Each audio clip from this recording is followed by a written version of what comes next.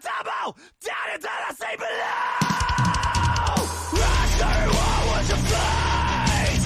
Back a record, solid slave.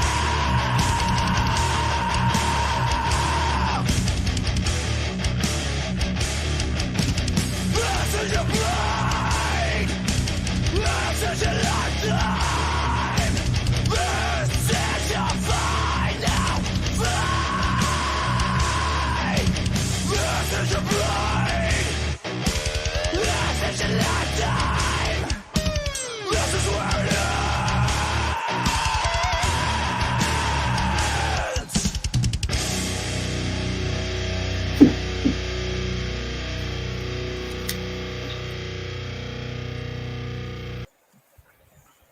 All right, ladies and gentlemen, hello and welcome to the brand new version of the post show. Tonight, or this afternoon, or this morning, depending on wherever the hell in the world you are, I am Raz, we have ABJ, and we have the mighty Steven. Thank you. The mighty Steven. I like that. That's a good moniker. Yes, the mighty Steven is here. Back for his second ever show. Second ever. How you been, guys? Terrible. I'm sick as hell. Yeah, I got like a sinus cold or whatever. I don't know if it's a sickness because the weather's changing.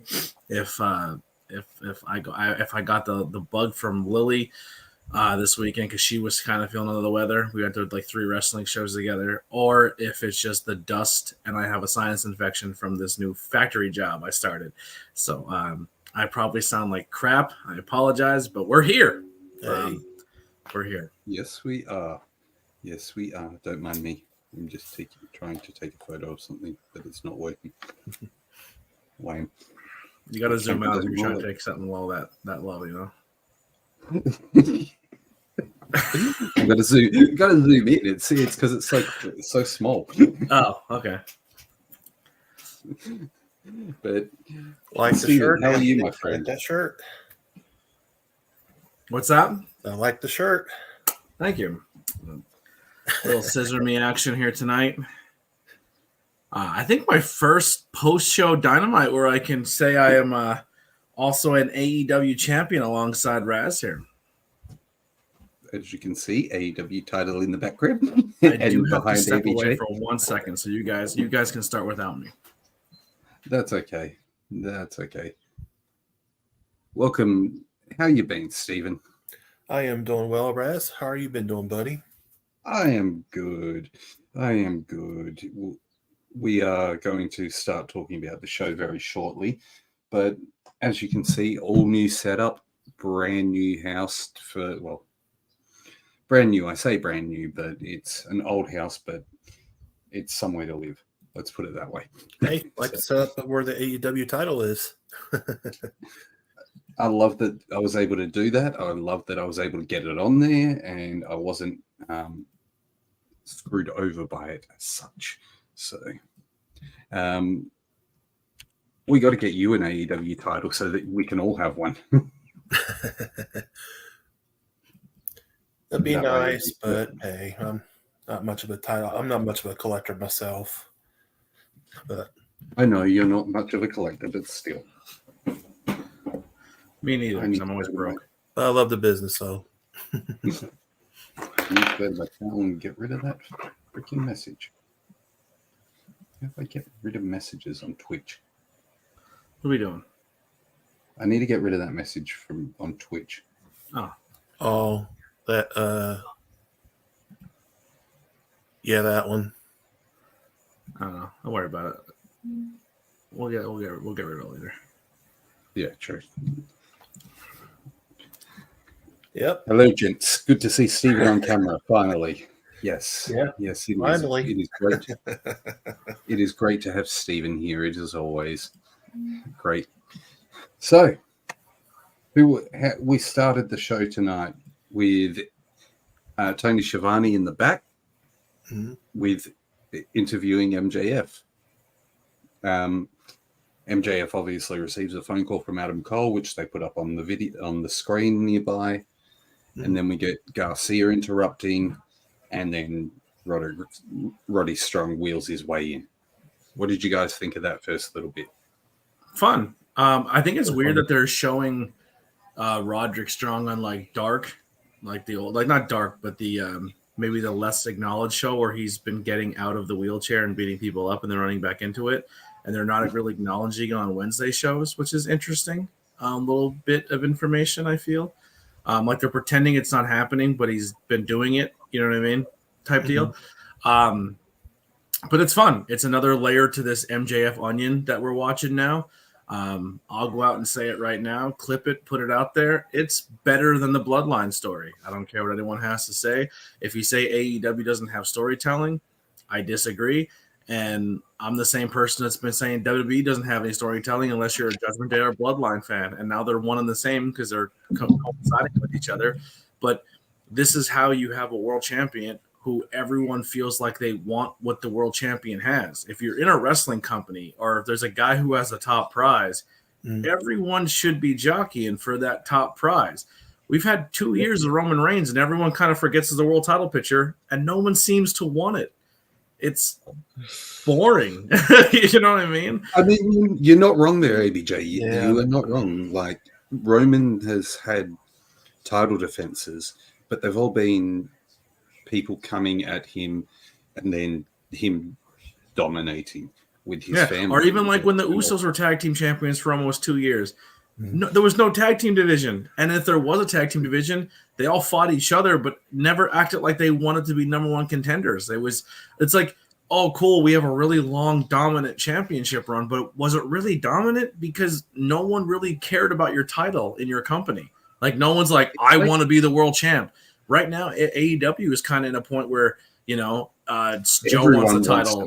Jay White wants the title. This person wants. Kenny pops up. He wants the title. All these people, Wardlow. Like all of his past is now coming back to attack him for being the old MJF.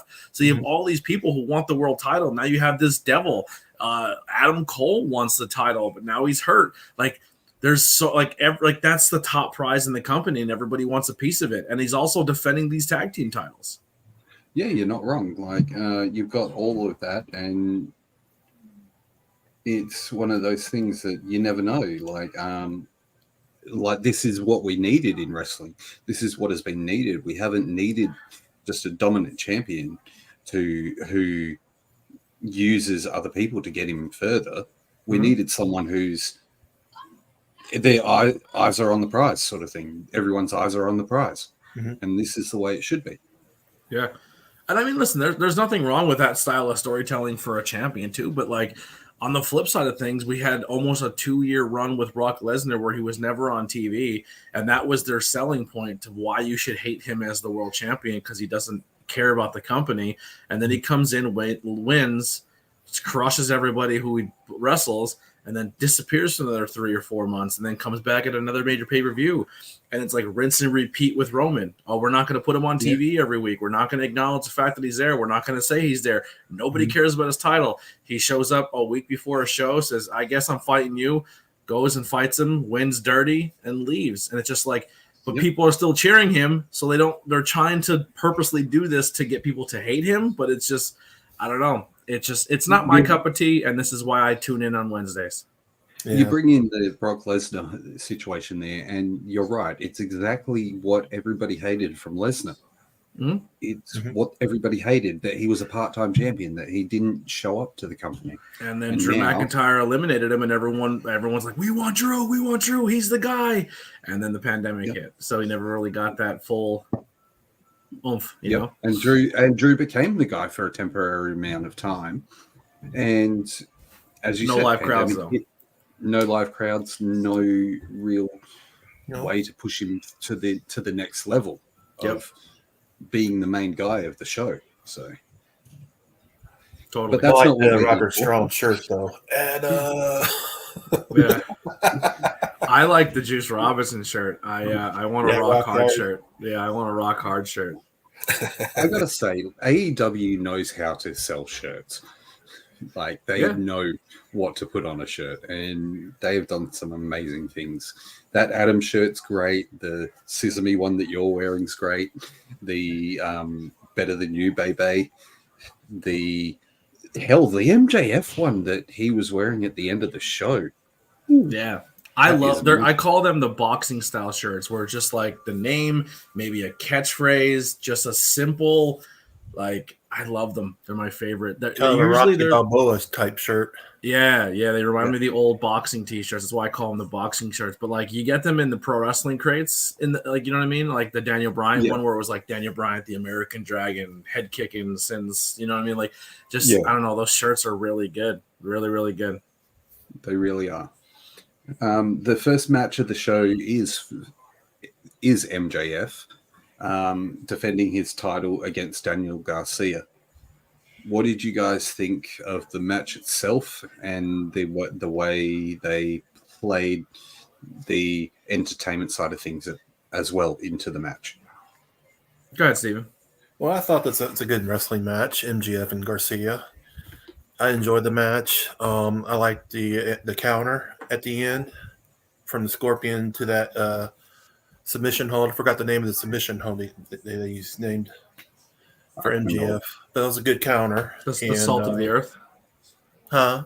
The salt of the earth? Salt of the earth, that's isn't that his... I thought his armbar he calls the salt of the earth. Oh, maybe. I could be wrong. But, I'm a commentator, match. But the one thing I suck with is move names. It's a good match, but I wonder when Garcia is going to turn babyface. I'm a commentator, but the one thing they're slow playing that. Definitely slow playing it. Sorry, I'm sharing this out to people, but yeah, they're definitely slow playing the Garcia thing. They're still making him as if he's a viable person.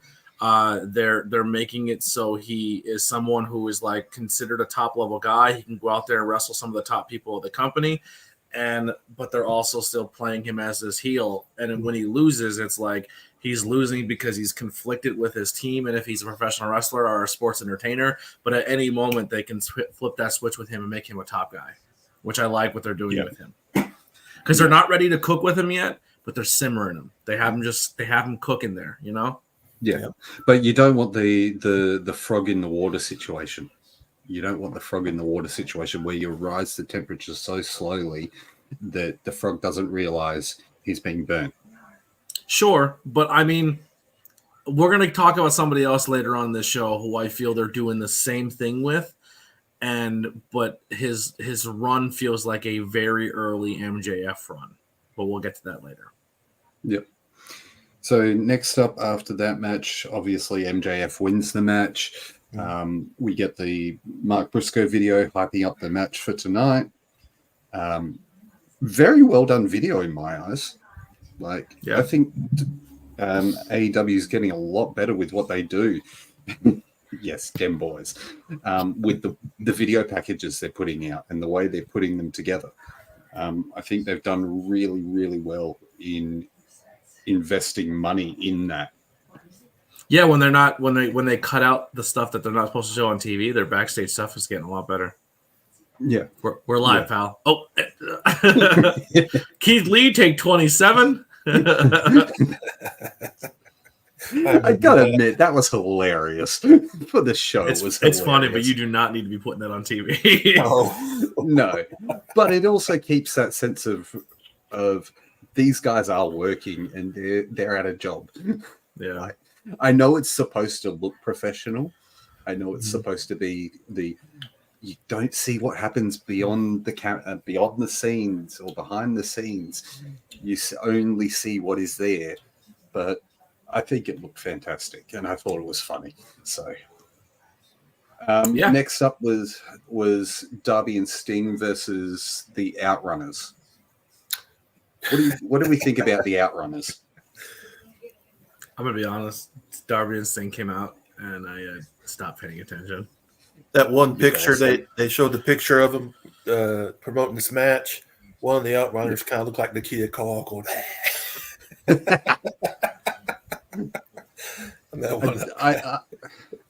I'm one of these people who doesn't understand the hairdo.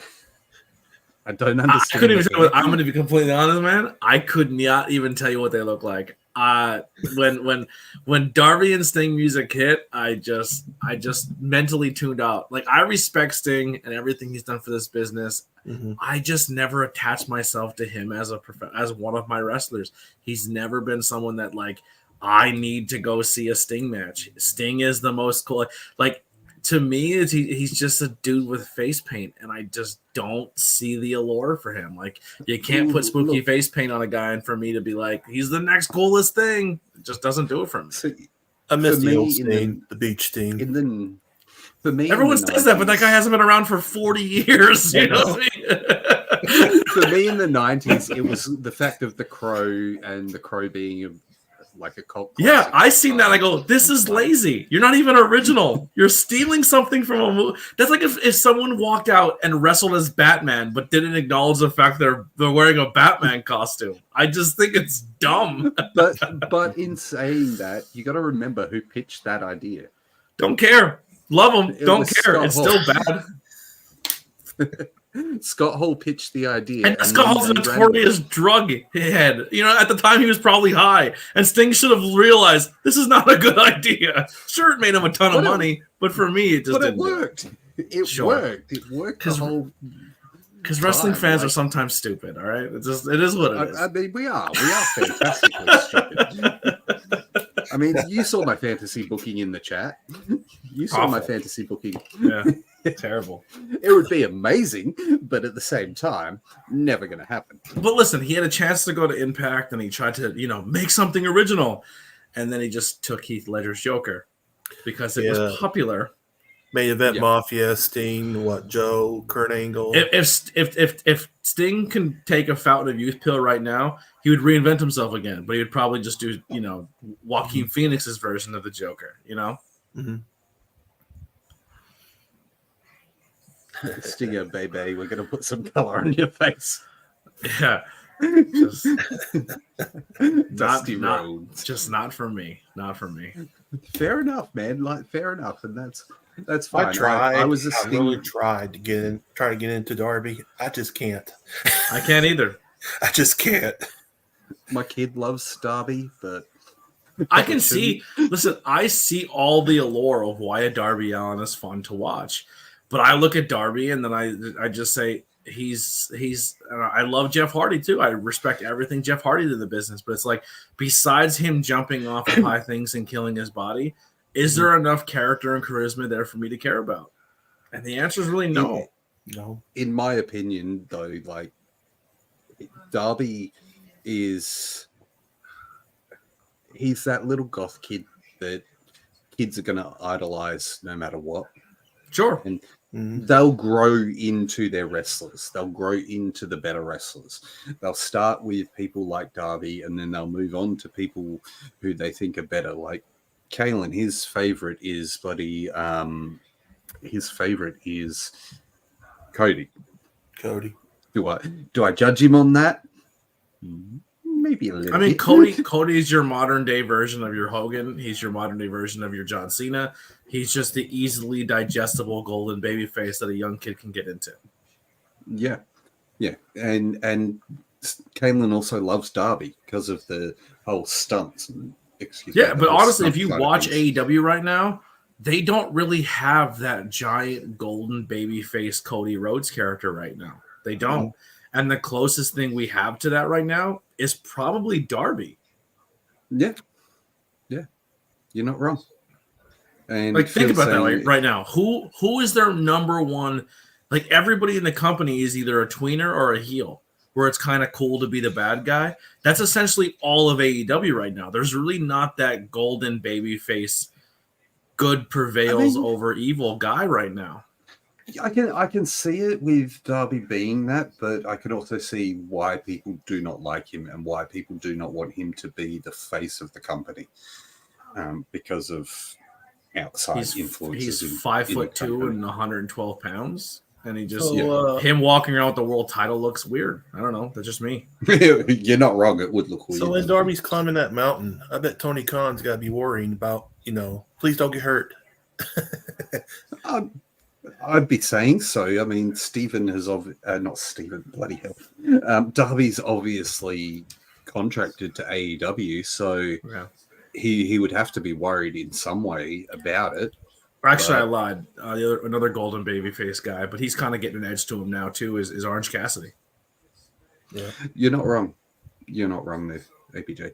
But getting back to it, Darby, and I'm pretty sure TK would obviously have things in place for Darby with regards to that mountain climb coming up. I mean, they're not really putting him in any major storylines. He just kind of Sting's right-hand man until the Sting retires. So not trying to be mean, but if he eats it on the mountain, it's not holding up a title. Do you think we're going to get Sting versus Darby as the final match, or are we going to get a bigger match? I think the match they announced is essentially it, right? It's gonna be that tag match. No, I meant for his final match at Revolution. Yeah. I thought they announced the final match at Revolution, didn't they? No, that's Full Gear. Oh, then I have no idea. Yeah. I'm not trying to sound like a dick again, but I don't care. No, that's fair. Look, honestly, if I look at the AEW roster right now, I think nostalgia. Who do I want to maybe possibly be Sting's final match that isn't a really, really old guy coming back or Darby? And I look at it and I say, who could be a good second chance match? He's in a tag team right now with a guy who his body's not the way it used to be anymore. And I think this guy still has a lot more to go when it comes to his body and what he can do in the ring. Mm-hmm. And I think if I'm AEW, I run back Jeff Hardy Sting. I don't have drug addict Jeff Hardy who's out there drunk or whatever he was on that night and ruined a really good opportunity against a main eventer of Sting. And you go out there and they can both do wacky stuff here and there, but still be safe. And you give Jeff Hardy that redemption angle and maybe run Jeff Hardy as maybe Darby's new manager or Darby's new mentor, because I love Matt, but I don't think Matt has much left in him anymore. The guy's walking around stiff as a board, and it's not a good look for Matt right now. I love the Hardy Boys. Do I think they should, like, they're out there, their enhancement talent are getting buried. And no offense to Matt, like, I'd still love to have a role, but I think Jeff has more miles on his tank. And if Jeff's healthy and he is good, I think Jeff's easily that guy to slide in, send Sting off, and then Sting and Darby maybe go and have some fun. I got another name for you, Anthony. How about Jeff Jarrett? Sure, but I think what Jeff's doing right now in the stable is fine. Yeah. Jeff Jarrett in 2023, I never thought I would say this, but has been a talent to enjoy. Dude, Jeff Jarrett, I've been saying this forever. Jeff Jarrett's the GOAT, man. People have underestimated Jeff Jarrett as his ability. He's so good, man. In 2023, I never thought I would be saying that Jeff Jarrett is one of the funniest and most, like, worthy of watching guys in a wrestling company. Yeah. I never thought I'd say that. I don't think we're getting Sting versus Ric Flair. I do not think. I think AEW is so. And if I'm wrong, I hope I am not. But I think they're pretty self-aware that Sting, that Ric Flair is done as an in-ring competitor. It's not a thing. They're bringing Ric Sting Flair in. Will die in that match. Yeah, Sting. Literally. I think AEW has realized. I hope they realize that. It's just the idea of Ric Flair in a wrestling ring or in there for a full match is not smart. It's not good. It's not good for business. Ric Flair should be a valet or a manager or something of those sorts. Ric Flair would be good, like J.J. Dillon type manager with like a full horseman. Yeah, absolutely. There was a rumor that they were looking at. I know he's barred from the company, but there was a rumor that TK was potentially looking at bringing in Hollywood Hulk Hogan for Sting as the final match. Now, I would rather Hogan than Flair. I think Hogan can probably still go out and do. So here's the thing, man. Hogan is a guy like a Cena, right? He has 4 or 5 moves that he has to go out and hit. The U, the Hulk up. Like, you could do, like, most of what made Hogan special, he can probably do at this age and still get by. Flair's notoriously known for being a workhorse and crazy bumps. And so when you get to a certain age, it's like if Kenny, right? Mm. Kenny's style, once he hits a certain age and Kenny has to dial back, he's going to have to learn how to become a professional wrestler again, because Kenny is not the type of person when he's 40, 50, he can't be Kenny Omega anymore. He's going to have to learn a new style. You look at Kenny now and he's already dialing it back. He's working. He has to figure out. Yeah, he has to that. That's what it comes to that style of wrestler, like a Daniel Bryan. Like that's why Daniel Bryan going to WWE helped him, because it taught him how to. I don't have to get dumped on my head every single match to be relevant. I can go out and do this style of match and protect. That's why guys in Japan, like some of those guys can wrestle till they're 70 because they developed a way of doing it and just hitting your key points in your match. Heads and just hit, even strong style. You can soften up strong style to make it still look like it's good, and it's really not as strong as people make it out to be. I mean, look at Murder Grandpa.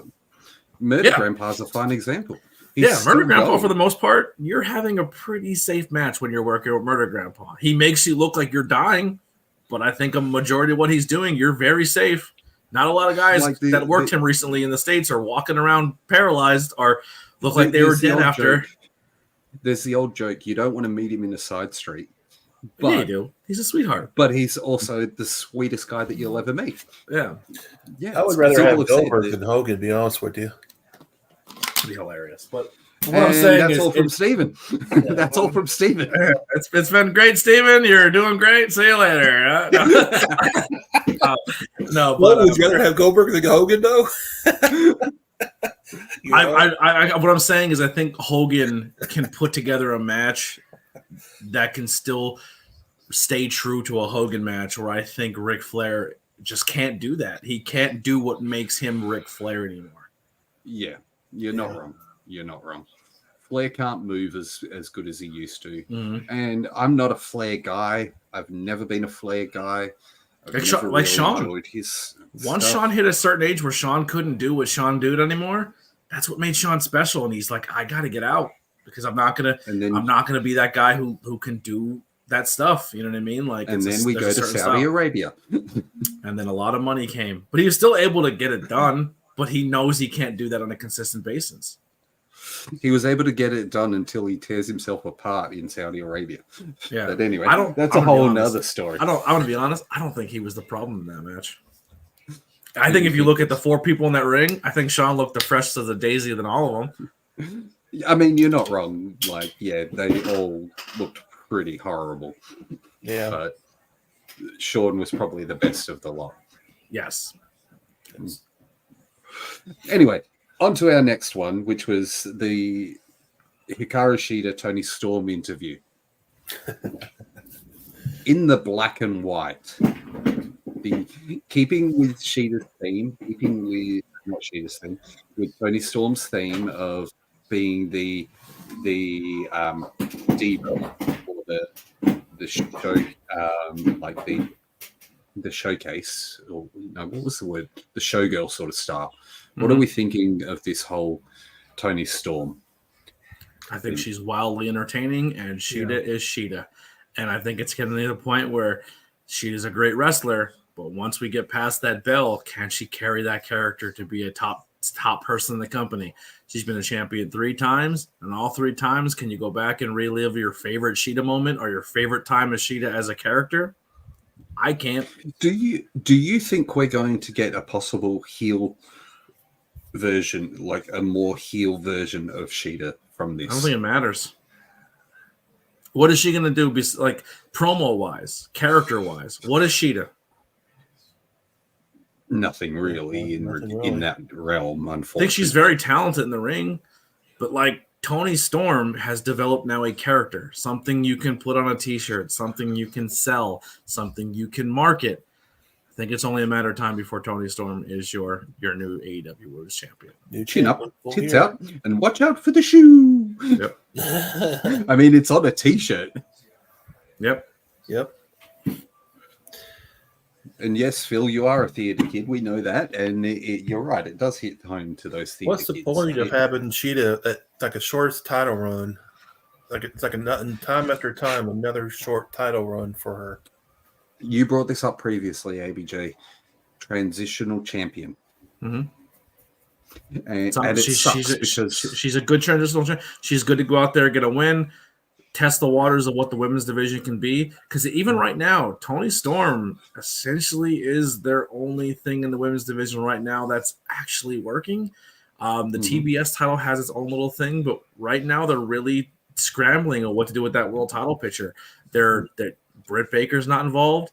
You don't have Jamie Hayter there. You don't have possibly Mercedes Moné, who's come. Like they're sitting on like 4 or 5 different people that they can put in that picture, but they're just not with Soraya's not doing much. Soraya, Thunder Rosa. There's a lot of names that are sitting on that shelf that are all getting ready to plug in, and I just hope they don't try to plug them all in at the same time because I think that would be a huge mistake. But we'll see what happens. Yeah, I mean, we talked about it previously where at All In they had the perfect opportunity to have a return, but it would take away from that moment. Yeah, of Saraya they weren't. Jamie wasn't ready yet, but my biggest fear with Jamie is I hope they don't try to wait for Jamie to come back at the same time they bring Britt Baker back, because Jamie's gonna fall under. Like I think the crowd's gonna want Jamie higher, but the booking is gonna put Jamie under Britt. Jamie. Yeah, they're also. I agree with you on that. They're also having Paige Van Zant coming back. Is she? No. And Gangrel's trainer. Yeah. Okay, because I knew she was. I knew she was working, and look, she's got that OnlyFans account with a certain other female. I would honestly say I think it's a very high chance you're going to see that other female in AEW. You reckon? Yes. Yeah. Okay. I think she would be a huge asset. If she's working with Paige Van Zant, then there's quite a possibility. And look, I was going to get to this later, but Phil's already brought it up. What are your thoughts about Mariah May joining AEW? It's exciting. I think she was one of those names who was being kicked around at where she's going to go and possibly WWE. I know we talked about it before in the Discord, but WWE had an opportunity to really tap into that UK market. They essentially did a UK version of NXT like the American version, where they cleaned out ROH, they cleaned out this company, cleaned out this company, cleaned out this company, made NXT. NXT took off because they had all these top guys and they ran with them. They did the same thing in the UK, and nobody cared. Nobody cared. Yeah. Nobody cared. I mean, I think all those UK companies still thrived with NXT UK there. NXT UK went away. AEW plugs in. They sell out Wembley Stadium. If I'm a UK talent and I know you're playing the market in the UK, I think it's an easy transition to say I will be more utilized in this company.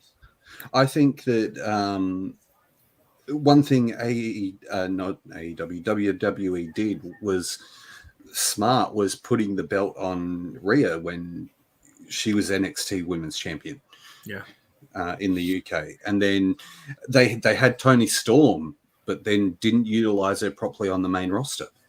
Like and they put on 2 huge title runs with Gunther and Butch at the time. Well, now Butch, but at the time Pete Dunne. And it was just they weren't really treated anything special when they came to main TV. And it just didn't really work out.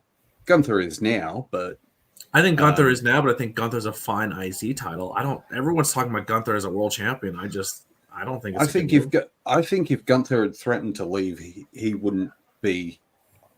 If his contract was ending, and he was not wanting to go back to the States and stay in the States because that's what he wasn't wanting to do.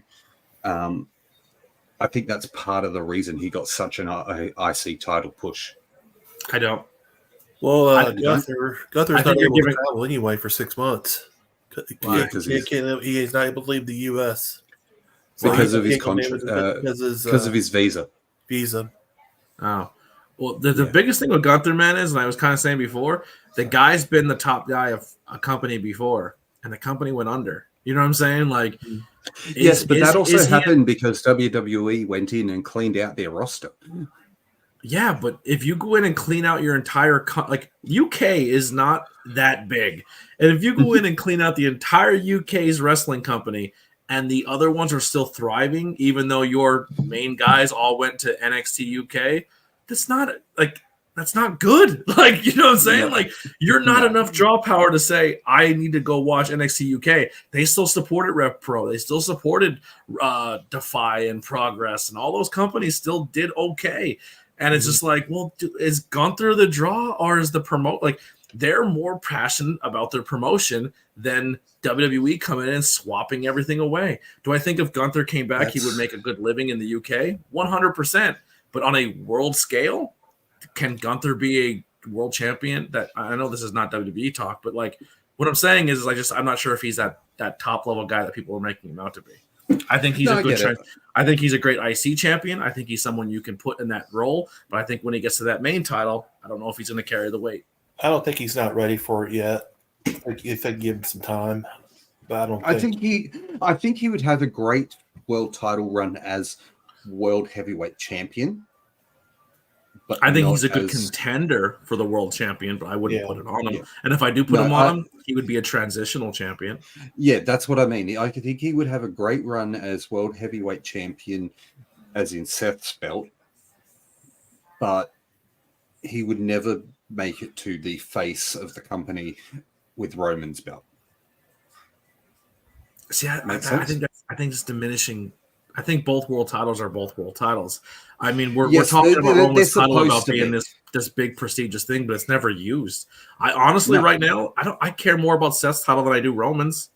But you got to remember that title that Roman's got connects to the lineage of the WWF title. Don't care. They took that lineage and wiped their ass with it when they stopped using it.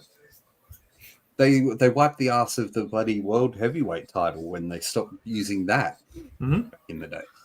Yeah, but you go back to the last 5. You look at the last 5 years of that title; it hasn't been used. Yeah, that's a completely different show. Let's get away from it. Yeah.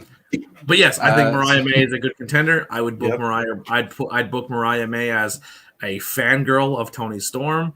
Have her kiss her feet and do everything she can and treat her like this big star diva, and then slowly do the Mickie James Trish Stratus angle with those two, where slowly one comes over the other. Yep, the stalker angle sort of thing, but in a PG-ish way. Being their butler. Yeah. Next up, we had Swerve and Penta in a match. That was a great match. Great match. So remember how I told you before? There's someone in the company who they're slow playing almost as if they did MJF for a while, where MJF seemed special even when he wasn't a world champion, when he wasn't holding title, but every week he seemed like a key player of the show, and they just put him through these guys and slowly simmered him until he became a main contender.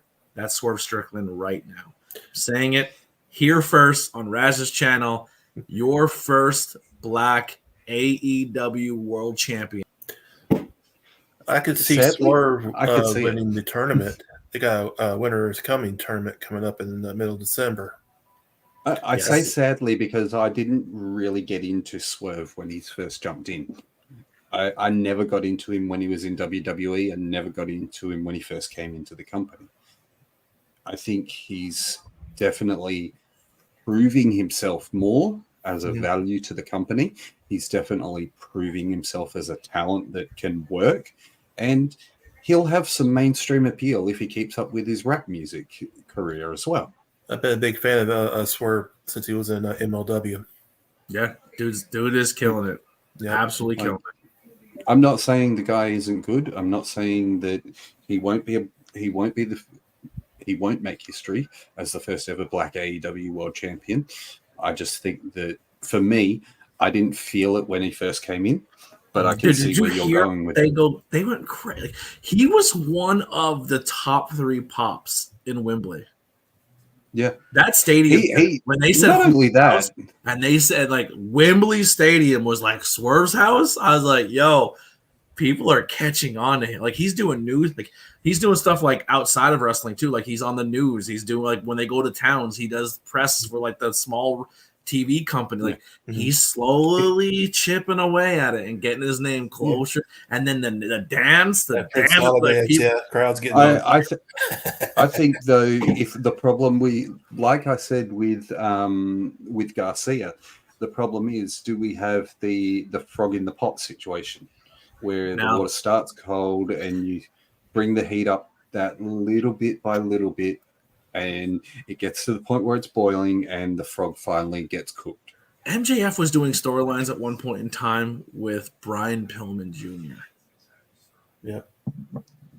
You know what I'm saying? Like, yeah. And people cared about Brian Pillman's not even in that company anymore. Oh. But that's the level of MJF slowly picking away at it the past 2 to 3 years.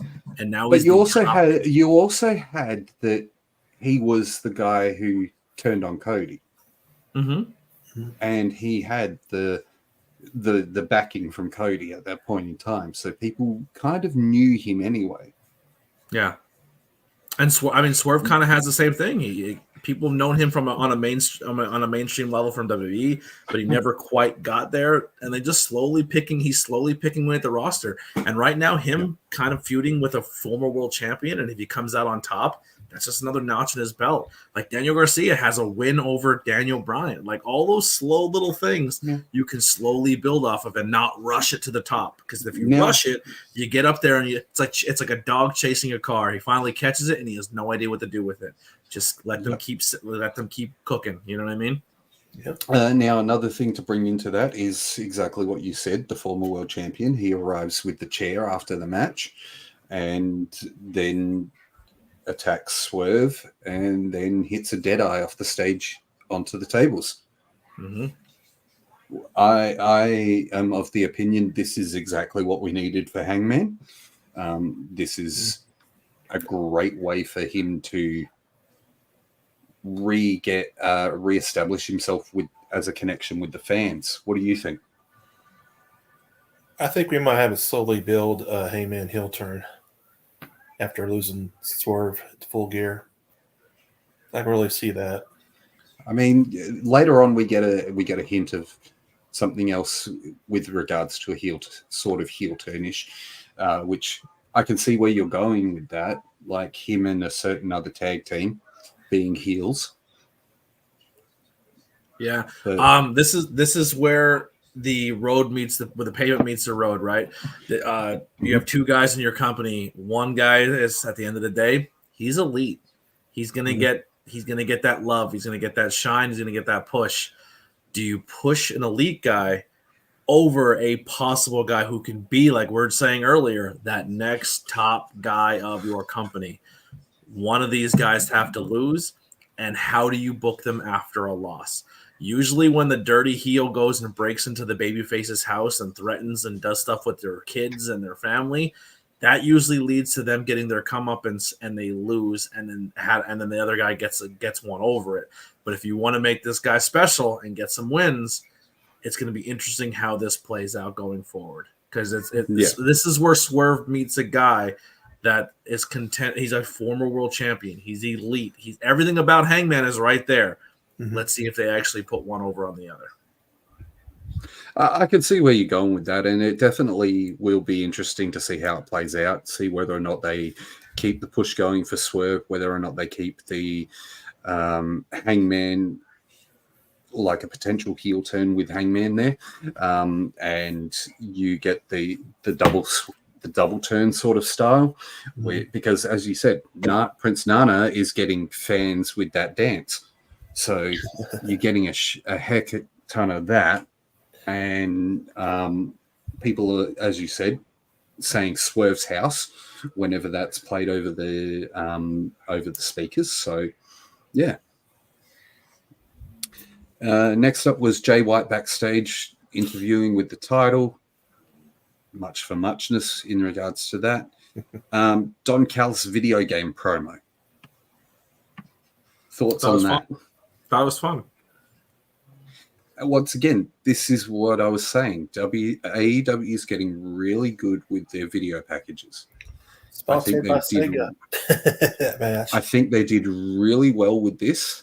I think the blending of the two, the video game and the content from AEW was amazing.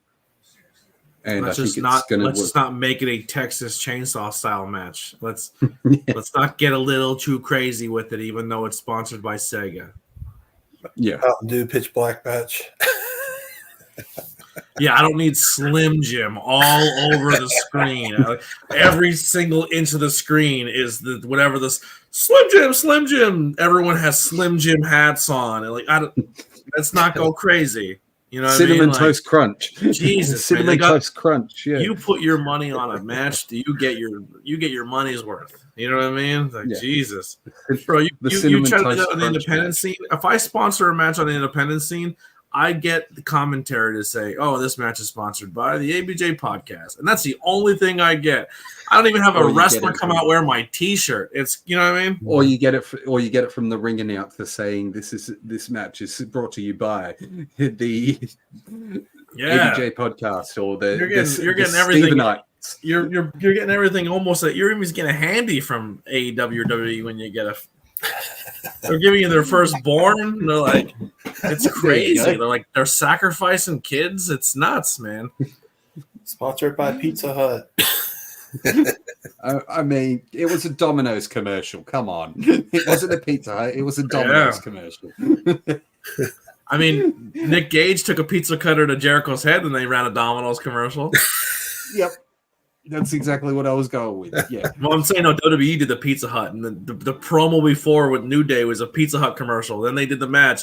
Then they cut to the commentators table, and they're like, "We like Pizza Hut too," and they're eating pizza. It's too much. This is where I would suck as a commentator. I'd be like, "We all know this is stupid, right? Like, are you hungry right now?" It's like seeing like those shows like American Idol and stuff, and they've got those cups like. That's subtle. Like, I don't mind that. You know what I mean? But like, that's not a big deal. But when they run a promo for it, and then you go back to see them purposely drinking out of the cup. Commercial times are fine because that's a commercial. That's what commercials are there for. Mm-hmm. But when we live in a day and age where I can't swipe through TikTok or a YouTube short or an Instagram reel or watch a YouTube video and I'm getting bombarded with ads during the content I want to watch, it's too much. I don't mind it here and there, right? But if I'm watching the content and I'm getting bombarded with commercial after commercial after commercial after commercial, and then I come back to TV and your entire match is a walking commercial, bro, I just watched 13 minutes of commercials in between this match. I don't want my match to be a commercial too. You know how many commercial breaks Raw has? At least too many. 15 commercial breaks. And then in between commercial breaks, they're running commercials during the show, and then we're getting recaps. If you cut all those recaps out of WWE, you would have a decent show. 2-hour show. There's actually talk of that in the next 5 years, 90% of the wrestling matches on WWE will be sponsored in some way. I don't. And they will basically be 100% see that as a thing. Yeah, I 100% see it, because especially now that they're owned by TKO. Yeah. There's talk that it will be literally walking like advertisements. The wrestlers will literally be advertisements. You're gonna see sponsors in the middle of that ring. That ring's like a UFC canvas. They already did one on the middle of Raw that said this match is sponsored by Golden Corral. Mm-hmm. Yeah, they did actually. Yeah, that's they already started doing that. Yeah, but it's gonna get more in your face, and they're gonna have the thing of like, I don't know, bloody Seth Rollins come out wearing the Chick-fil-A outfit or something. I don't know. Chick-fil-A, terrible idea. I know it's a terrible idea, but still, that'll be something that would probably happen. I mean, they had Dolph Ziggler as bloody the Colonel, so that says it all. Going to have Jericho doing the Judas effect on Sonic the Hedgehog. For a second. Like, listen, if someone gets hit and they CGI coins or rings flying out of them, I'm with it. But that's about the extent of what I want. Next up, we have Jericho and Kenny backstage with the Young Bucks interrupting. I love Jericho, but this is please insert me into a storyline with top guys so I stay relevant. This is where I think Steven was getting his point from, because the Bucks were playing the little bit of a heel side here. Mm-hmm. So do we see the Bucks and Hangman still sticking together? This is a one-off. Or This is just this is Jericho grasping for straws to stay as a top guy in the company, and he wants to do a work with Kenny again on a TV level because he only did it in Japan, and he always said he wants to team with Kenny. This is Jericho fantasy booking his own stuff, getting what he wants, and once this match is done, it's done, and I think they go back to being the Elite again. Think Fair Bucks enough. is going to win that match, or think This is Jericho saying, "Hey, I'd really love to work you guys, the Bucks, and I'd really love because he's done the Bucks with Jericho on the cruise. He's done Bucks and Kenny in Japan. This is a matchup that Jericho's always wanted. He's gonna get it. I wouldn't read too much into this. I don't think this is gonna be Bucks hate Kenny Omega and a huge feud spawns from this. I think it's gonna be." They're telling a story where one side's good guys and one side's bad guys, and then once it's all done, they'll hug and they'll go their separate ways, and a new storyline's going to spawn from it. Yeah, I agree with you on that, but yeah, I can also see where Steven had the thought there of the Hangman heel turn with the Bucks sort of sticking side by side. Late, very much as of late. He's been on a losing streak as of late. I mean, they played that storyline previously when him and Kenny split. They played that sort of story when him and Kenny split when they were the tag champs. Honestly, get through this Swerve storyline, and I would make Hangman your TV champion in ROH.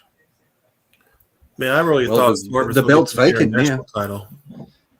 Well, we get to that because we get Keith Lee and Samoa Joe next. Yeah, slapping meat. So the big meaty men slapping meat and the meat slap chant and slap that meat. That was now you called it in the Discord there, ABJ. Commentary messed this up.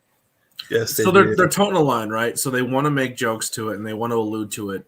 So, but also, is TV going to be okay with you making masturbation jokes too much? And then also, if you call attention to it on commentary and it becomes a thing, then it becomes a thing. Mm-hmm.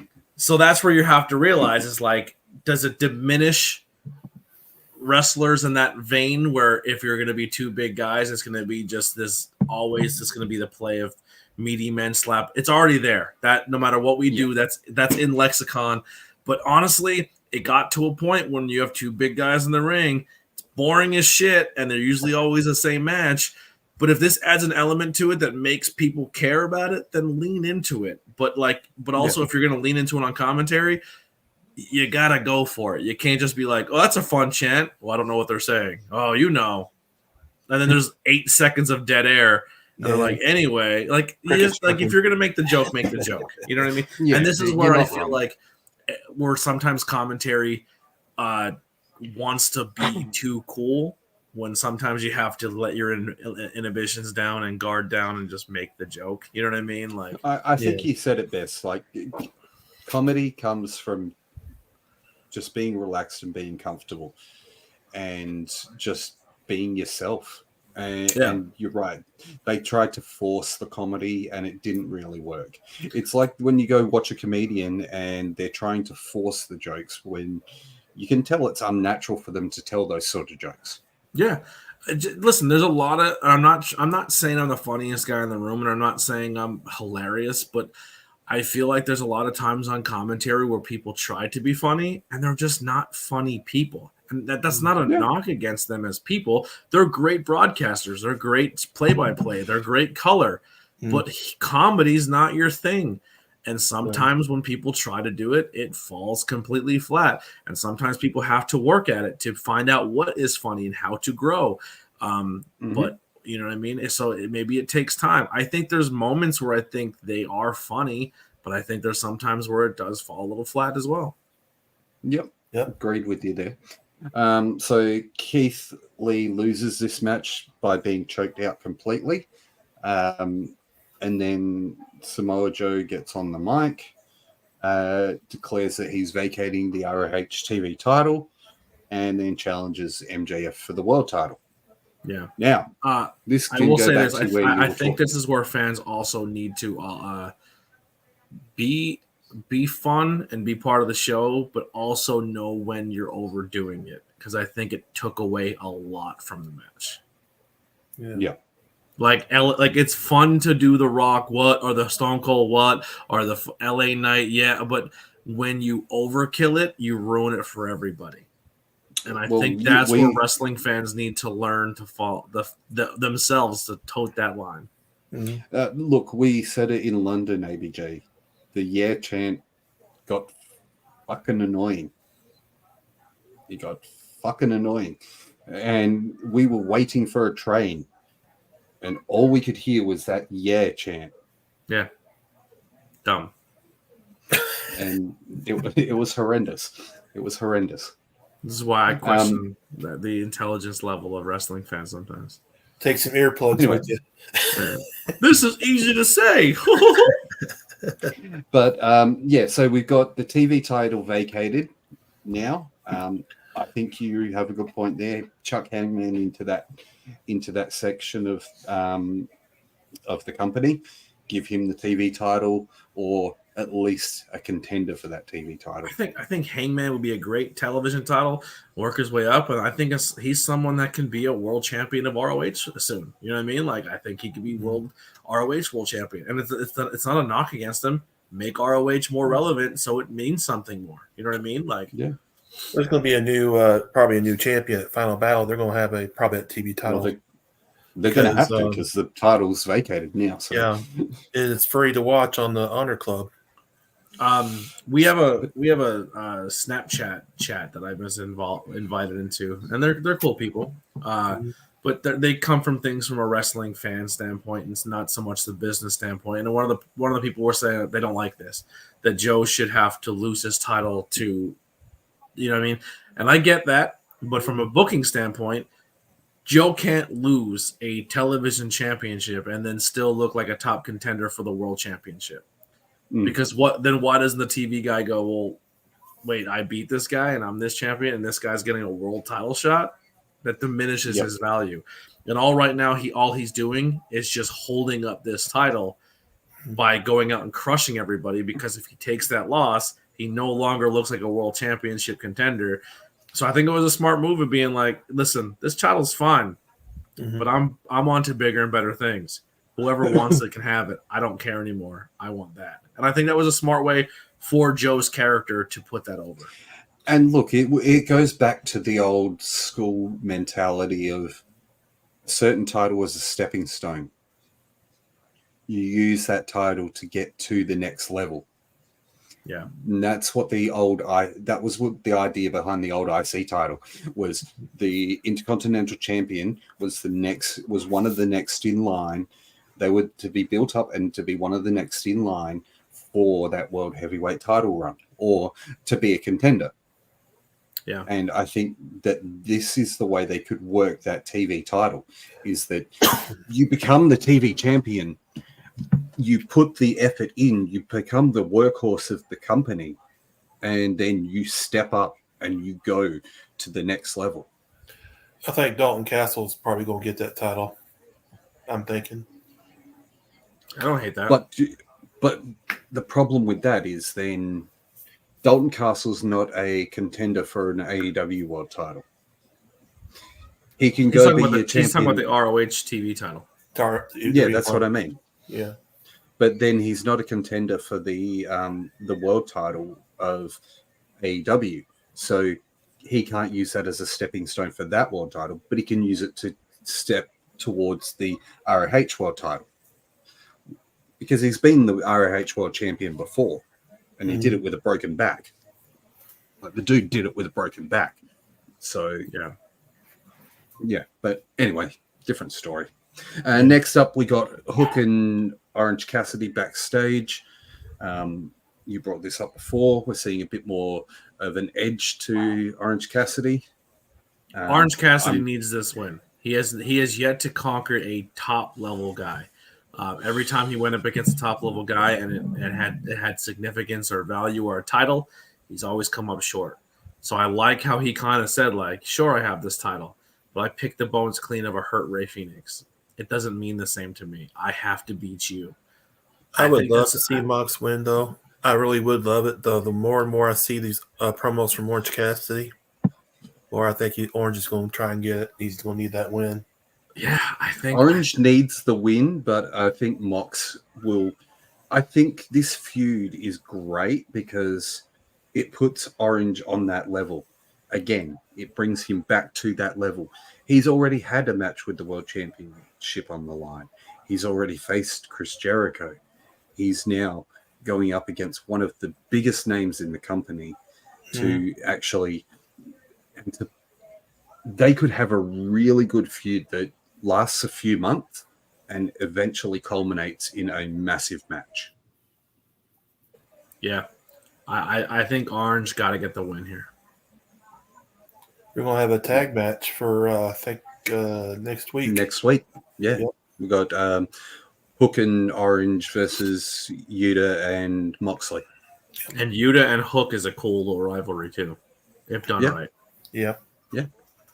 Like you've got the two guys who can work, and you know they can work, but they've been underutilized in their respective teams.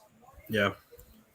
So next up, we've got the debut, the Dynamite debut of the Bollywood Boys. All of 13 seconds. All, as you said, for all of 13 seconds to get just getting absolutely destroyed by the Guns. Sure. And it made sense. It worked out. And I thought the Guns went out and cut a great promo. Thought they did exactly what they needed to do. They inserted themselves, said, we're former tag team champions. Are you joking me right now? Like, we should be the ROH tag team champions. And they probably will be. I think that's a good move for them. I think I honestly, man, I think the Guns are a sleeper team. I think during that run when everyone's like FTR, FTR, FTR, acclaimed. I thought the Guns really made a statement in that during that tag team era where people thought there wasn't a lot there, and I thought the Guns really earned that, and I think they're doing good work. You know, I have to say this. I've never been a massive fan of the Guns. I wasn't a fan right when they started because it reminds me of that privilege of being in a company because of someone you know. Sure. But at the end of the day, every industry, every business is not how talented you are. Sometimes it's who you know. But This is where I was going to go with that. Yeah. They have stepped beyond that. Yeah. And they have shown that now they're a team to watch. Like I enjoy Bullet Club Gold. So, Raz, that all being said, where someone finally proves to you, regardless of their name, they put the work in, they're that good. Can you just say Charlotte Flair is one of the best female wrestlers in the world? You're halfway there. You're halfway there. If the Guns have proven it to you, Charlotte. yeah, so that's it.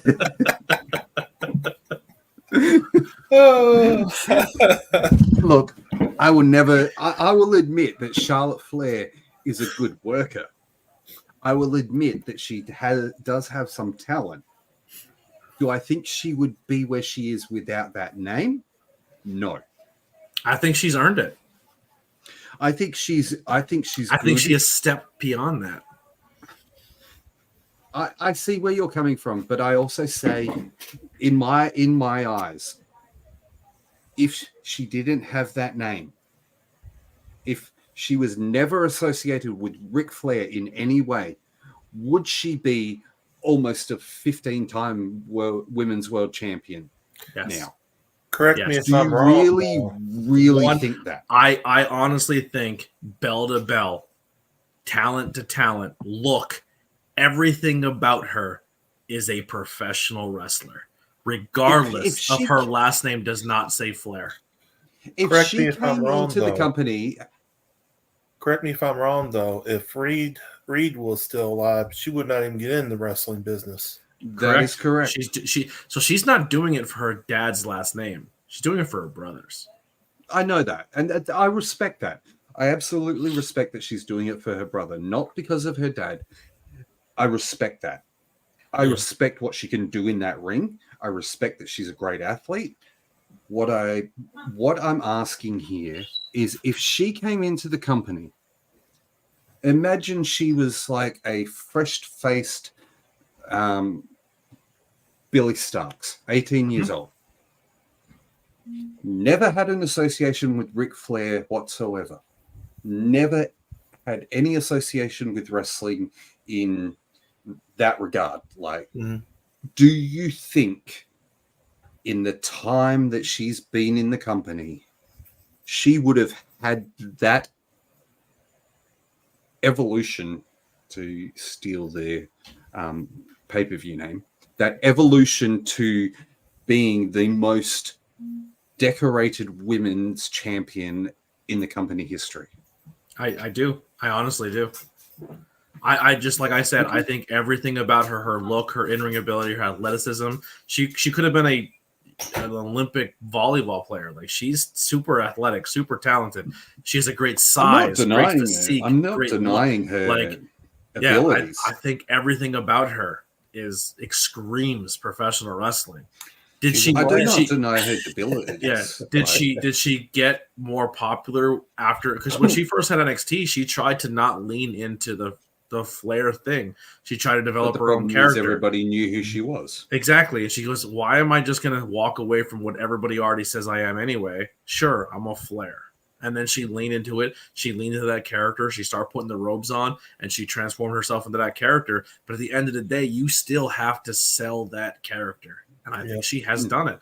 Even when she's not around, that company struggles when she's not there. She's elite level. I'll give you the fact that she is a very good athlete. I'll give you the fact that she does draw attention to the show. Bell to bell in professional wrestling, who's better than her? In the women's, in the world. Are we talking women, or are we talking? Okay. There's not a long list. There's not a long list. There, if she didn't have the issues against her and all that, which it was bullcrap. I think you know where I'm going, Anthony. And I would agree. I think that Tessa Blanchard's the only woman bell to bell, talent, and everyone can say for her, well, that's nepotism. That's just because your last name. But she works her ass off. You know what I mean? Like, yeah. I think this is the problem we have, though, is that it's like for Dominic Mysterio effect as well. The only reason he is so popular now, don't get me wrong, he's put in the work. But the only reason he got a chance was because of his dad's name. Sure. Yeah. And the same goes for Nia Jax, with her being related to The Rock. Usos. The Usos. That doesn't always translate, though. There's still 15 Samoans on the scene that aren't being used. You know what I mean? Yeah, but the Anoa'i family has something over Vince McMahon that will be held until the day he dies, which is why they've all pretty much been champions in the company. I think they've earned it. I listen. If there's two families in wrestling that are maybe one's going to last a test of time and maybe one won't. It's either the Harts or the Samoans. They're just two legacy families. The Anoa'i family is going to have a piece of history in professional wrestling. They are the top family in professional wrestling here. It's the McMahons and it's the Samoans. The McMahons don't even come close to the history of the Anoa'i family, but that's a whole different story that we can do on. We going to compare that to the Hart family. we can do that. I think the Samoans beat the Hart family. In my opinion. I live in the heart of the. Listen, the Samoans took over the islands, and they came over and somehow landed in Northeast Pennsylvania. So I'm in the heart of the Samoan. The Samoans have a long and storied history in the American wrestling history. I think that would be something that would be great for Tornado Tag. When that I could show probably comes get back. some Samoans on and come talk about it. Yeah, that would be something that BP would be absolutely amazing to break down with. And yeah, that's definitely something that you should look at there, ABJ. Yeah, maybe. Well, we'll see. We'll see You get that one. You get one for free. Yeah. You get one for free, and that one's the one. Next up, That's been talked about. Next up, we had the backstage segment with BCC. That was fine. We've already talked about that. We had Wardlow's video. Once again, great video package. Yep. I still think Wardlow's going to be with CJ Perry eventually. Go have Wardlow versus Miro. Sell it to us. Sell it to us, Stephen. I really think it's going to happen because CJ Perry's looking for somebody, keep looking, and had Action Andrade at first, and asking now Andrade's next for Miro. So I really think it's going to boil down to Wardlow versus Miro. We got to see how this Wardlow plays out because he wants redemption over MJF. Yeah. After that, we get the in-ring return and the return of Red Velvet taking on Julia Hart. Yeah. I have to say, the crowd absolutely loved Julia tonight. Mm-hmm. They loved her, and they love that theme. She got a lot of charisma. That theme is amazing, and Julia has done something that normally wouldn't be possible. You go from a team that it kind of reminds me of what Sunny did when she was with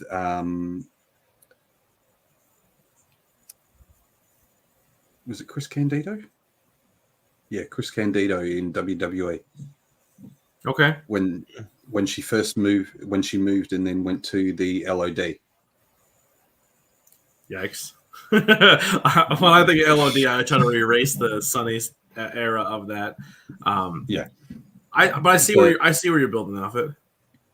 But she built herself, like she started with Griff Garrison and Brian Pillman with the Varsity Club, and look at her now. She's with a team that is a dominant team. And yes, okay, they're pulling not ABJ's favorite thing, the spooky characters, but they're doing it really well. Yeah, I don't mind spooky. Like, if you're spooky, you can have an edge to you. I don't mind when Poison Mist is used because I think Poison Mist is a wrestling trope. But when you get to the point where you can teleport and you can do this and do that, like that's where you're like, okay, if you legit have special powers, if you legit have special powers, then why can't the Undertaker? You know what I mean? Like Bray Wyatt. If you have legit super Bray Wyatt powers, never teleported. Yes, he did. No, he didn't. The lights would turn off and he would no longer be there. That's teleportation. That wasn't teleportation. That's essentially wrestling version of teleportation. No, Matt Hardy's teleportation in his debut. Yeah. In AEW. But when you get to the point where your spooky character has superpowers in the world of professional wrestling, how do you sell me that? Oh, for right now, my superpowers are turned off. Yeah. Yeah. I think that Julia Hart though has done really well to advance her character. Yeah. When Bray was just manipulating people with his mind and being a cult leader, and he was spooky about it, that's fine. There's nothing wrong with that.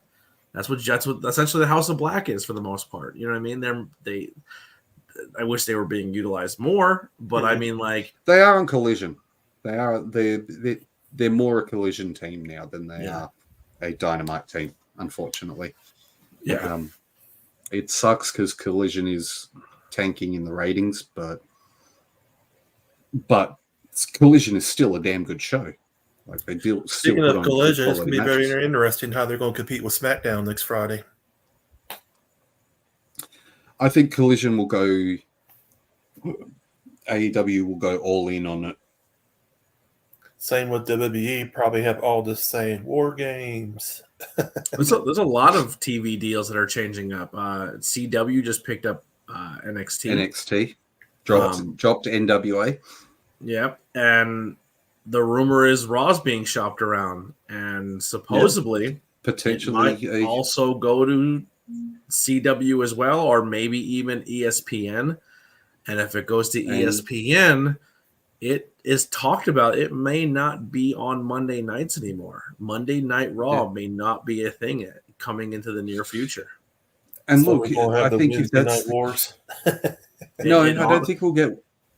I don't think we'll get the Wednesday Night Wars. I think if that's the case, I think it would be smarter for WWE to move NXT to Wednesdays. No, they won't. They don't think it'll compete with Dynamite. So here's the thing, WWE.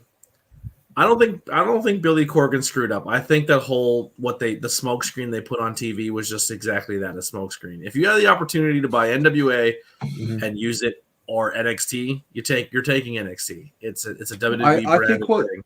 I think what was done here was that Billy was spoken to by CW before the pay-per-view and was said, hey, we have the opportunity to buy NXT or get NXT. So Billy went, okay, I'll give you a reason to take me. Yeah, I don't think the cocaine bit in the background of a skit ruined them. I really don't. Yeah. See, I think they had an opportunity to get a bigger company, and they got it, and they just went with it. I think Billy Corgan did business here. I think he did business here. He had a meeting. I think he had a meeting with the executives. They laid it out on the table and said, "Look, we've got the option to buy NXT or get NXT on our network. We still want to keep you. These aren't overnight. But we'll put you on our app." Yeah, these aren't overnight decisions that are made in a split second. Yeah. NXT going to CW happened probably for a couple months. They were talking about it. See, the USA Network is paying NXT $15 million. Now the CW is going to pay him $35 million. Yep. Yeah. Yep. And going back to that last thing, if Mondays are no longer on the table because ESPN buys and they say, hey, we have Monday Night Football and this and this and this, a free day when it comes to no sports, no nothing is Wednesdays, your NXT brand had a couple dudes show up on it and didn't even have to put work in, and we beat this AEW, which is your competition. Why don't we just move the big Monday show to Wednesdays? And if you're going to put your foot on the snake at the head of the snake, let's just move Raw to Wednesday nights, and we may have a legit competition again. Now, if they jump ship, do they drop down to 2 hours or stick to 3?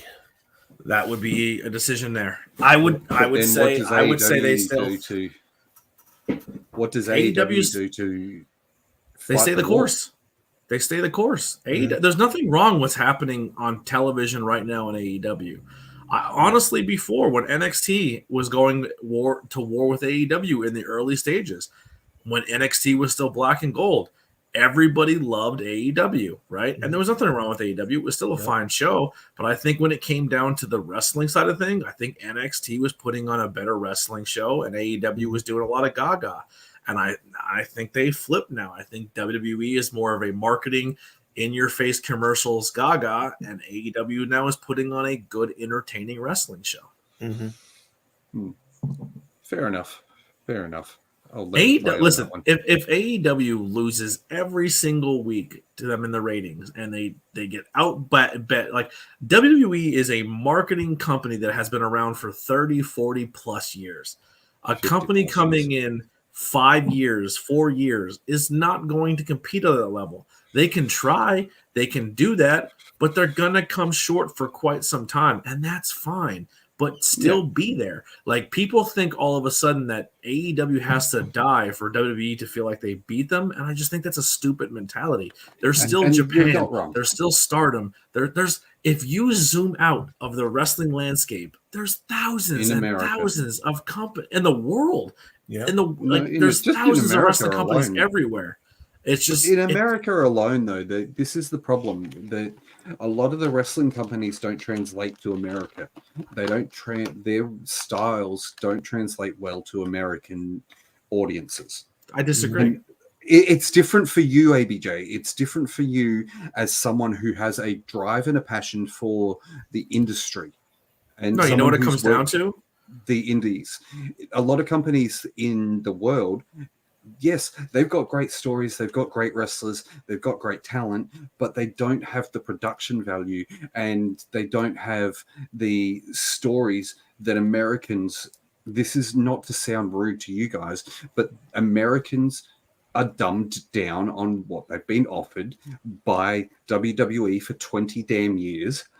And they You know the best analogy around. to what you're saying is you walk down the soda aisle and you see Coke, you see Pepsi, and then you see 14 other generic colas that are on the shelf. Mm-hmm. Everyone in America is going to go grab their Coke and their Pepsi because it's brand recognition. It's shoved down their throat. It's on commercials. It's all in their face. But the name brands, the generic versions are just as fucking good and probably made by the same company, and it still tastes like cola, and you can save a couple bucks and support a smaller business. But that's where Americans fall short. They go to where the money is. People think if I support WWE, this giant, I am supporting the top of the top. I like iPhone. I like PlayStation. I like WWE. Like it's all the premium content. Whoever the premium top person is, and that's what people, not just America but around the world, so most of the time jump to those ships when it comes to brand recognition. And WWE is always going to be when you go to anyone in the world, say, "What's your favorite pro wrestling company?" Most people don't even call it pro wrestling; they call it WWE or WWF. You're not wrong. Yep, people still to this day they go with, like when you talk about people like Edge or Christian, and they're like, how many times in London did people say, "Oh, you're going to the WWE show"? They didn't even know it was called AEW. They just thought it was wrestling, and immediately in their brain thought it was a WWE production. Yeah, there's some don't even watch AEW. Don't heard of it. Yep. And they just pro wrestling is WWE to a lot of people that are because not a lot of the casual, I guess is the word, casual fans only know of WWE and from when they watched it in high school when it was on or their grandfather told them about it, their grandmother. Yep. Hand me a Coke and you drink a Pepsi. You're still drinking a cola, but the way you get me a Q-tip. You know, Q-tip's a brand, not a product. You know what I mean? Like, like over here, a washing line brand is called a Hills Hoist. There's a Hills Hoist washing line brand, but everybody in Australia says go chuck it on the Hills Hoist. Yeah, you're not actually chucking it on the Hills Hoist. You're just chucking it on the washing line. Yeah, that's essentially what it comes down to. All right, let's get our next topic in. Yeah. The next topic was we spoke about it. Mariah May signing with AEW. We've already spoken about that. We've come to the final match of the night: Mark Briscoe versus Jay White for the number one contendership of at Full Gear. What did we think of the match? It was a fine match. It did what it was supposed to do. Gave Briscoe some TV time. I'm sorry about the stream cutting out. Hey, that happens at that point, but happens, buddy. We came back to it. At the end, obviously, Jay White wins the match. We get MJF coming out, attacking the Bullet Club Gold guys. I have to draw something here on with regards to the commentary team. And that was Excalibur claiming that MJF was wearing the ring, the Dynamite Diamond ring, when you see him put it on when he's going to attack Jay White. Oh, he was, well, they probably didn't see him put it on from commentary, but they were probably given a note that to allude to the ring because it was permanent to the story that he was putting it on. Yeah, but he only he took it out of his trunks and put it on when he was going to attack Jay White, not when he attacked the Bullet Club. So for the story line and for the So I tell you probably from a aesthetics commentary of it. standpoint what happened there. Yeah. So there's been times where people will come up to me on commentary and say, "Hey, I'm going to do this spot, and this is when we're going to do it." And I've learned I'm not listening to you because they hit the ring, and in their brain they're like, I think this would look better. So he probably should have had it on and punched them all to make it look like they're going to go down quicker and not just get up right away because it's only one punch. Mhm. And then he probably thought I hit the punches and probably forgot to put the fucking thing on. And then when he realized he was standing one-on-one, he was probably like, oh, let's make this special. So he probably did and said on commentary what the note was supposed to be, and MJF probably switched it, and it just didn't make sense.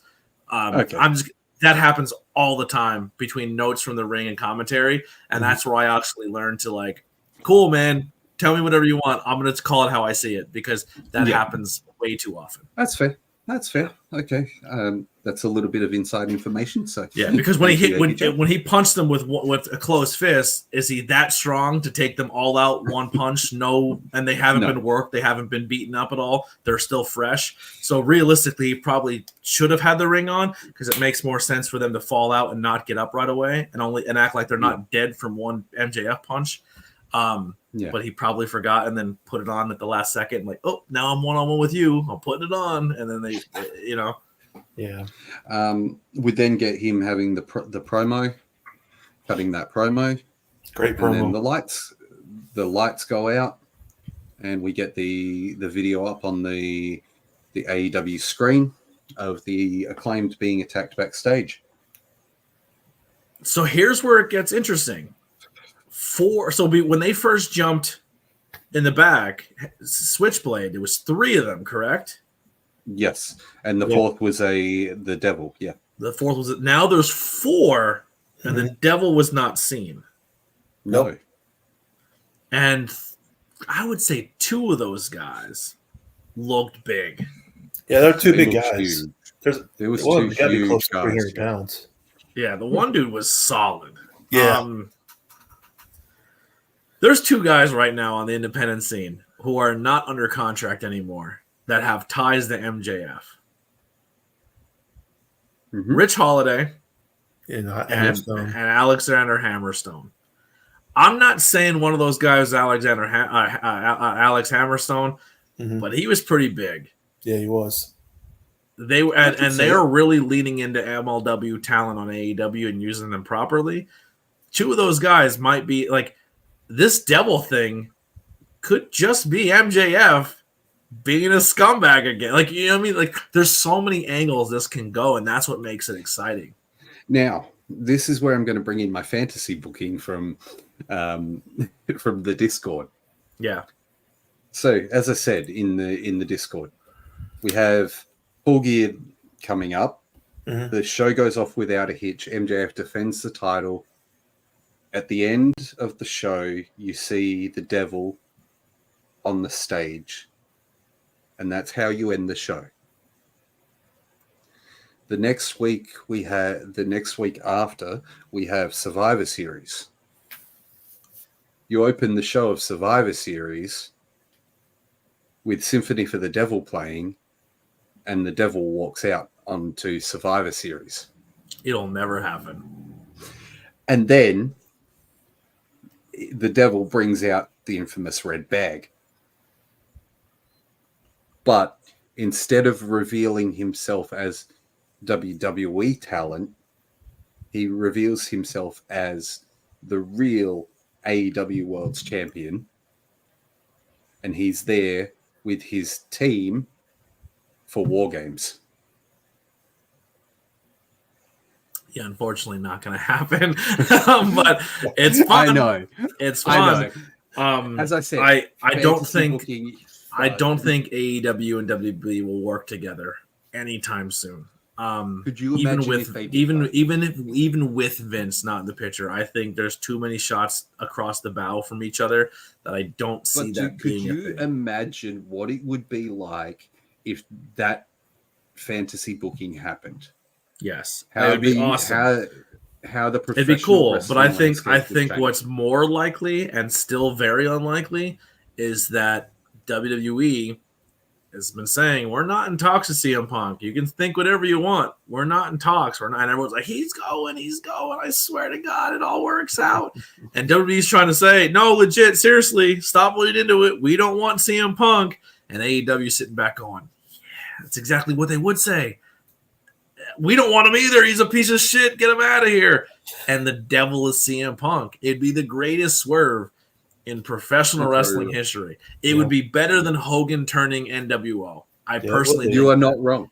If they found a way to swerve this out, and this whole time they've been working the dirt sheets and working everybody, and CM Punk is the devil, would be the greatest story told in professional wrestling. Could you imagine if it was that case, and that one of the guys that was the devil's henchman was a guy who's not been seen since All In and has had chance to jack himself up?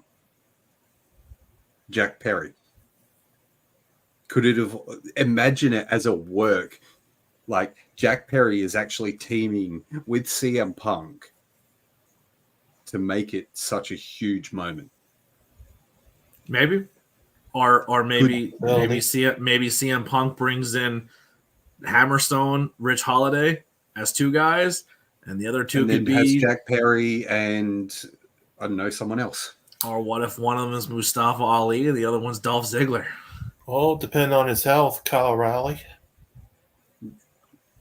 See, there's so many options. There's so many options. There's so much at play here, and like, I didn't want to believe that CM Punk was fired, but I think the more likely story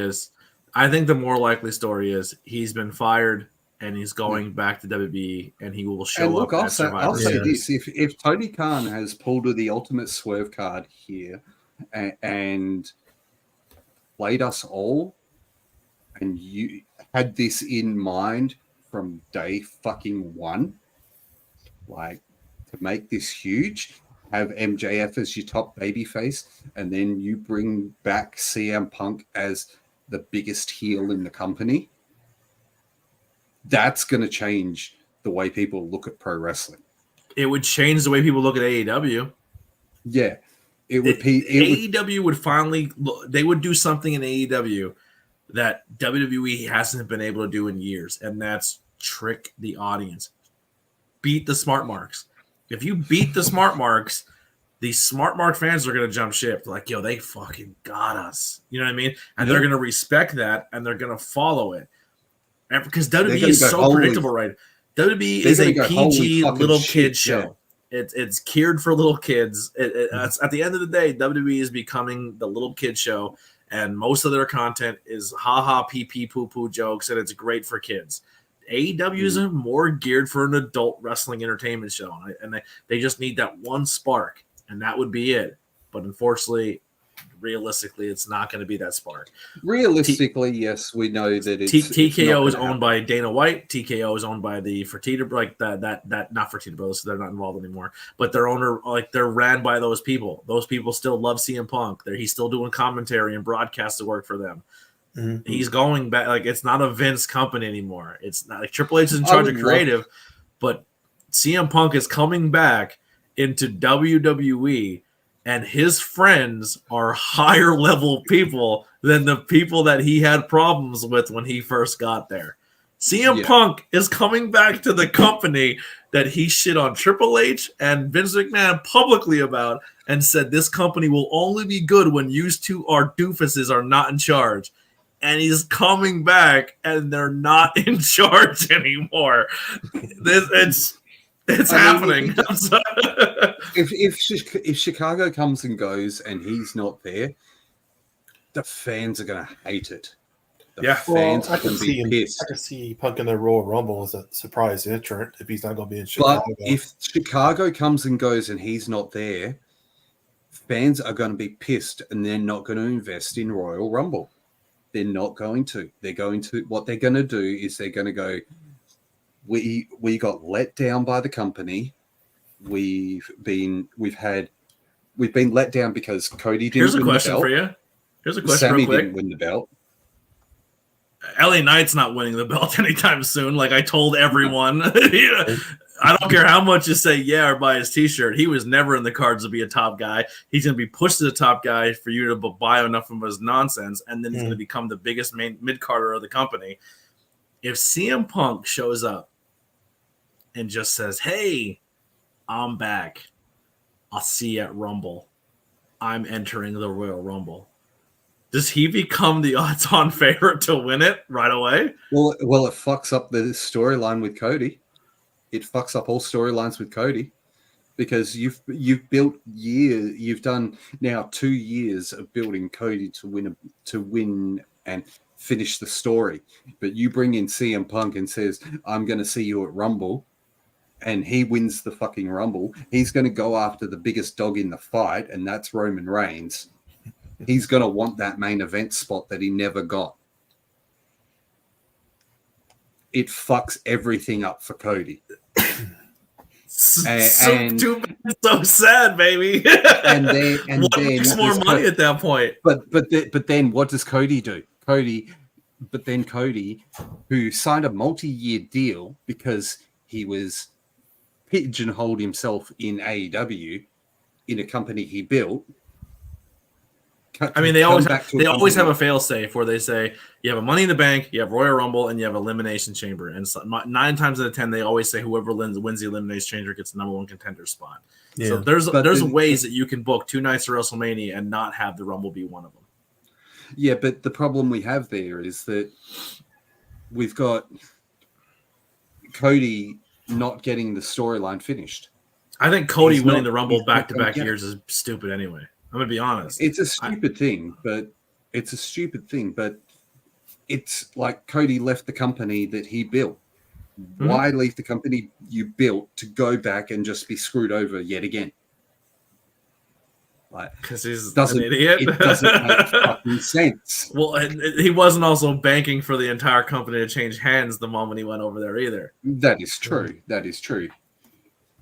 But like I said, CM Punk is coming back to a different landscape of WWE, and he has a little more bargaining chip than people think he has. I would love to not have him go back. I think if he's not the devil, it makes way more sense for him to go back to the E. And he could be everything that you hated about him in WWE. He was the voice of the voiceless. I don't like when guys can come and go and do whatever they want and get main event titles, and then he becomes that guy. That's what he was supposed to be doing in AEW. That's the whole. He can tell that story now in WWE. He can hang it over Triple H's face.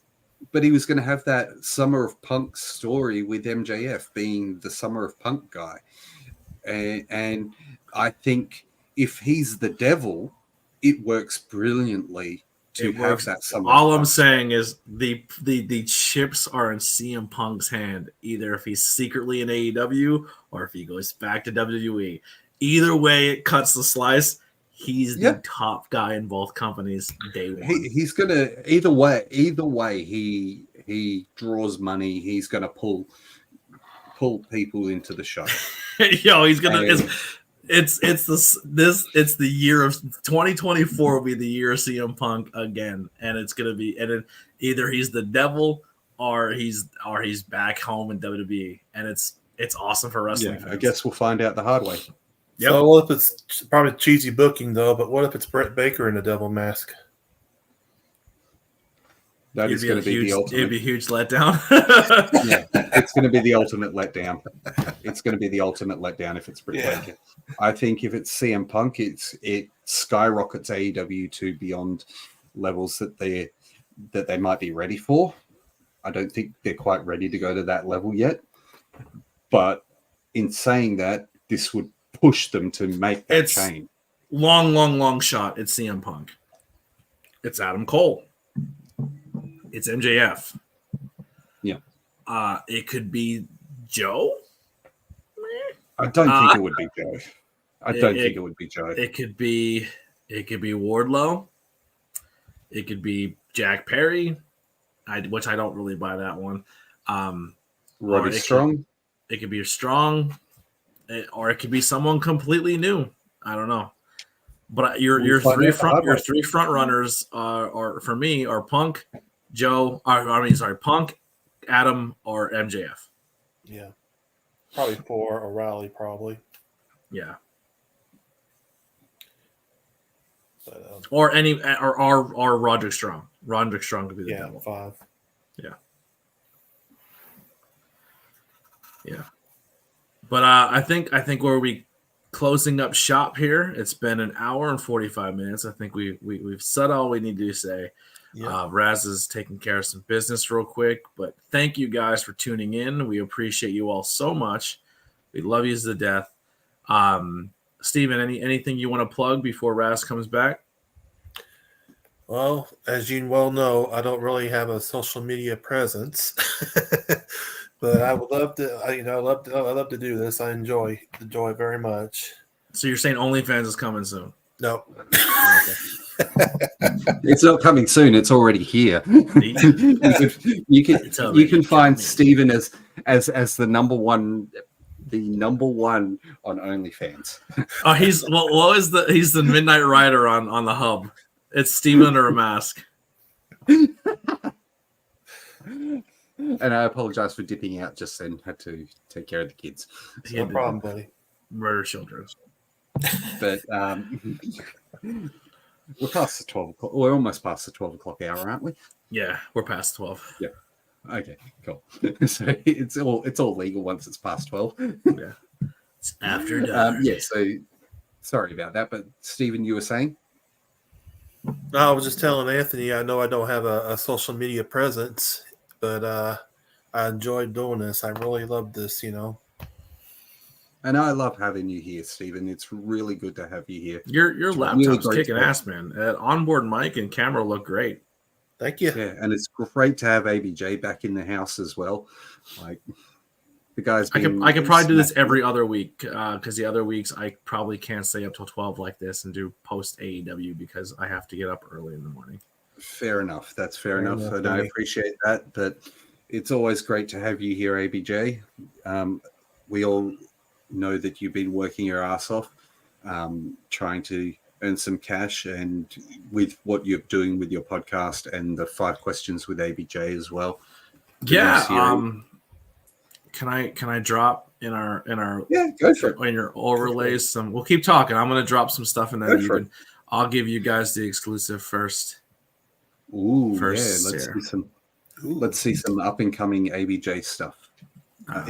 So we have a couple. I recorded a whole bunch of 5 questions recently, and there's some. I think every single one of my 5 questions are notable names that you guys should be knowing about or ones that you should be talking about. But I got some ones that are on TV that you guys are aware of. Glam herself, Gia Miller from Impact Wrestling.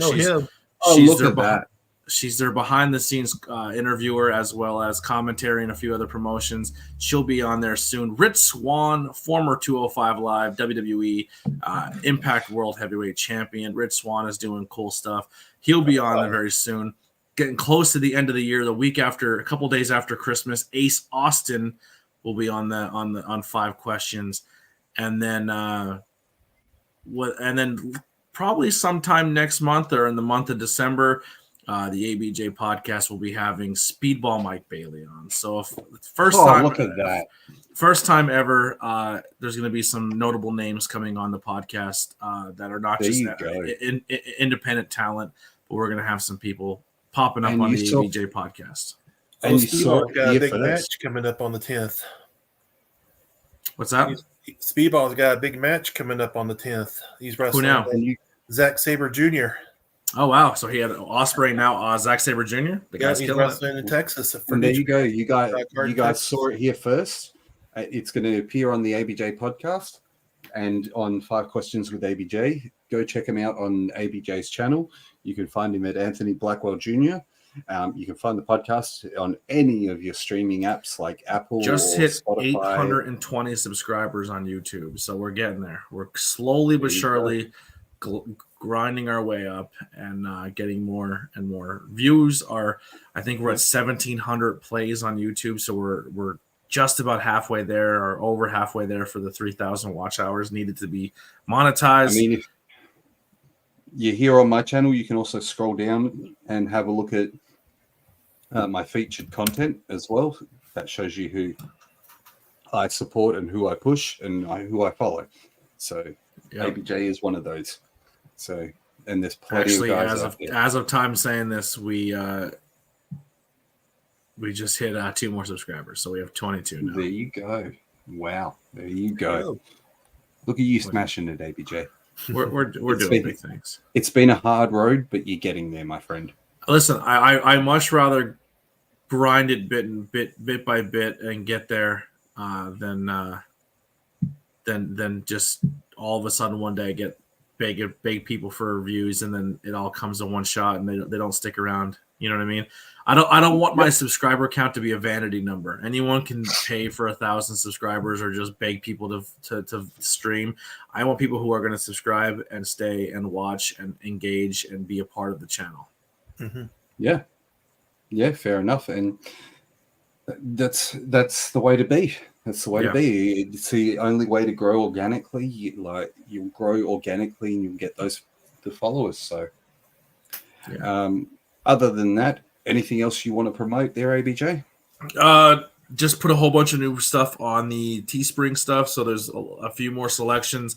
I think it's the higher quality merch. It's on Teespring now. Head over there, grab some new stuff. Most of it is just most of the ABJ style stuff.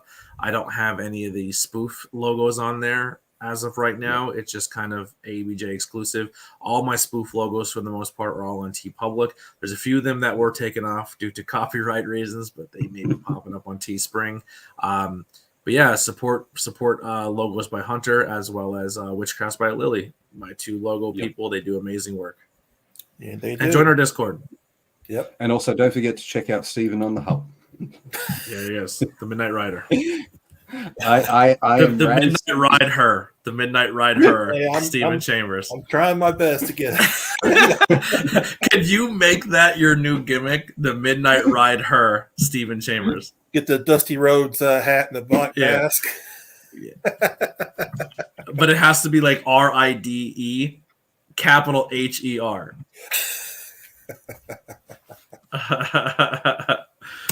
Book it. Book that. That's our the Midnight Ride Her, Stephen Chambers. All right, let's go. Oh no, I spelled it wrong. I messed it up anyway. Let's get that right. There we go. There you go. There it is. Midnight Ride Her, Stephen. And on that note, we are out of here. Thank you so much for tuning in. I have been Raz. That has been ABJ. That has been the Pornhub Master, Steven. Yeah, I can see my mom saying, "What are talking about Midnight Rider?"